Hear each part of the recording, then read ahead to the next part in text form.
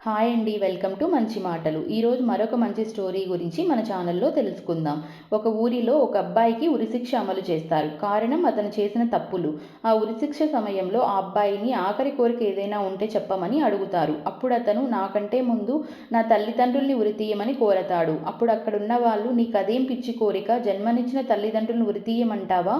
అందులో ఏమైనా అర్థం ఉందా? నీకు పిచ్చి గాని పట్టిందా అని అడుగుతారు. అప్పుడు అతను నేను చిన్నప్పటి నుండి చిన్న చిన్న చెత్త పనులు చేస్తుంటే నన్ను చూసి మురిసిపోయారు. నేను అల్లరి చేస్తుంటే ఎప్పుడూ కోప్పడలేదు. వయసు వచ్చాక నేను తప్పుడు పనులు చేస్తుంటే ఎప్పుడూ మందలించలేదు. ఆ తరువాత నేను వ్యసనాలకు బానిసనయ్యాను. తప్పుడు మార్గంలో పయనించాను. ఎన్నో ఘోరమైన పనులు చేశాను. ఒక్కడినే కొడుకునని నన్ను ఆనాడే గారాబం చేయకుండా దండించి ఉంటే నేను ఈరోజు ఈ పరిస్థితిలో ఉండేవాడిని కాదు. నేనే మారతానని అనుకున్నారే కానీ నేను ఎలా మారాలో చెప్పలేదు.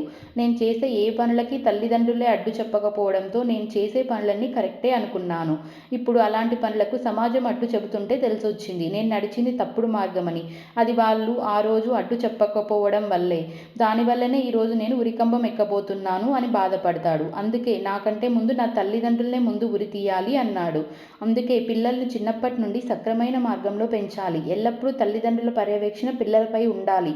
అప్పుడే పిల్లలు ఏది మంచి ఏది చెడు అని తెలుసుకుంటారు.